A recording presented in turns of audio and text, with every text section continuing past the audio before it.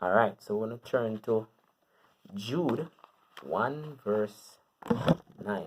Let's not get this camera falling down. Jude 1 verse 9.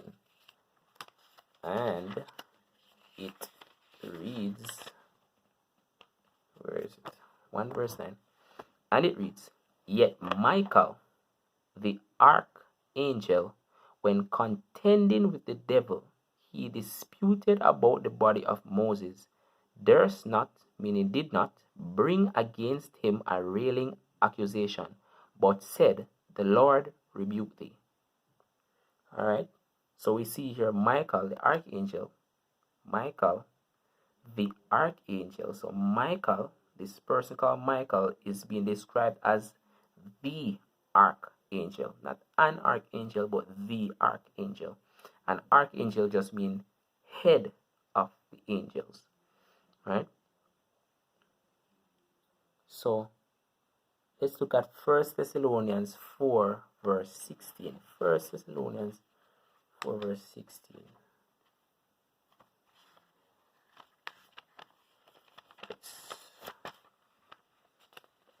1 Thessalonians 4 verse 16, and it reads, For the Lord himself shall descend from heaven with a shout, with the voice of the, not an, the archangel. And we just saw that phrase in Jude 1 verse 9. And with the trump of God, and the dead in Christ shall rise first. So we see here that Christ is the one that has the voice of the archangel. And we see that Michael is the archangel. And for some persons who probably would want to make that link so quickly as yet,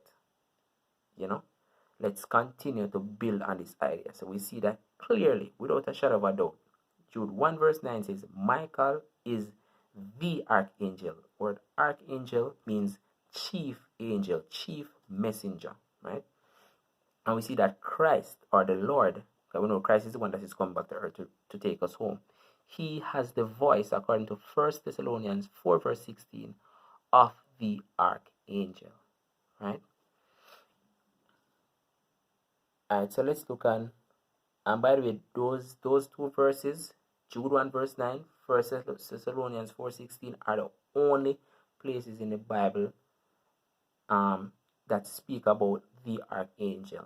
If you type it into your search, well, I typed it into my search, and that's the only two texts that come up, Jude and Thessalonians, speaking about the archangel. And if you know anything about Bible study, if you want to know about a specific topic, you type in the word or the phrase, and you read every passage that has to do with that word or phrase, and it will give you a greater understanding of what that thing is saying, So if you type in bread, for example, you read all of the passages that talk about bread. You talk about literal bread, the spiritual bread, talk about the leaven of the Pharisees, all of that stuff, and it gives you a greater understanding of how the Bible uses the word bread. Just an example. So here we see that the only two places in the Bible that speak about the archangel is Jude and 1 Thessalonians. And we see that Michael is the archangel and Jesus has the voice of the archangel. So it would be perfectly safe, according to Bible study technique, to assume that Michael is the archangel, Jesus has the voice of the archangel, therefore Jesus is the archangel, Jesus is Michael. But for those who don't want to jump to that conclusion just yet, let's continue to build on this thing. Let's read John 5:26 to 28. John 5:26 to 28. Alright, it says, For as the Father hath life in himself, so hath he given to the Son to have life in himself, and hath given him authority to execute judgment also, because he is the Son of Man. Marvel not at this, for the hour is coming, in the which all that are in the grave shall hear his voice, and shall come forth, they that have done good unto the resurrection of life, and they that have done evil unto the resurrection of damnation. And this is just a supporting passage to show that Jesus is the one that, is going to come back for his people, and it is his voice that is going to call the righteous that are dead in Christ to life. Alright. Alright, so let's move on down to some more verses. Revelation 12 verse 7. Revelation 12 verse 7. 12 verse 7.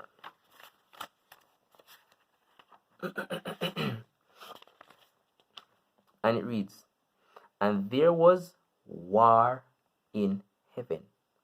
Michael and his angels fought against the dragon, and the dragon fought and his angels." So we see Michael and his angels fighting against the dragon, or Satan and his angels, and this is speaking about the war in heaven.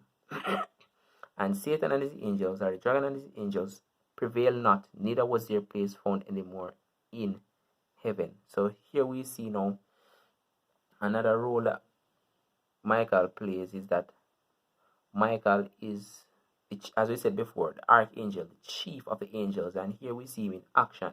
It says Michael and his angels. He's a commander of the host, so he's the one that waged the war against the devil and his angels in heaven. So moving forward, Daniel 2 verse 1. I'm sorry, Daniel 12 verse 1. So try to flip these leaves fast so I can. 12 verse 1.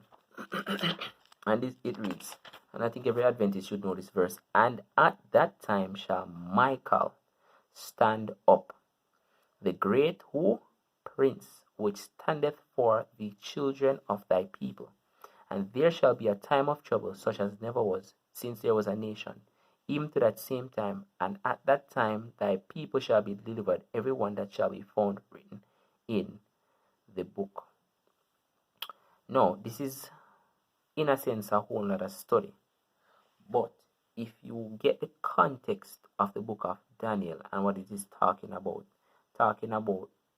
the prophecy of what God's people are supposed to go through and what they will go through, starting from the persecution in Jesus' time to the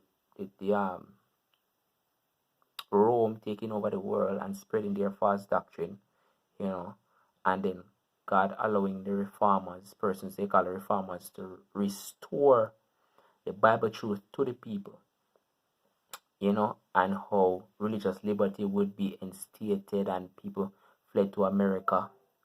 The founding fathers, they fled to America, and that is one of the reasons why America became such a great nation, why it is the superpower today, because originally they started off on Christian principles. It was all about religious liberty, and because of that, God blessed America. The phrase is like God bless America. It's for a reason, because the entire system was based on religious liberty, giving persons freedom to choose who they will worship, how they will worship, and keeping church and state separate, God's things separate from worldly things. Give unto Caesar what is Caesar, and unto God what is God's. And the whole book of Daniel also describes what is going to happen, that after America, rises to power and everything, closer to the end of time, a time is going to come where religious intolerance is going to rise again. Just like I'm going to make another video.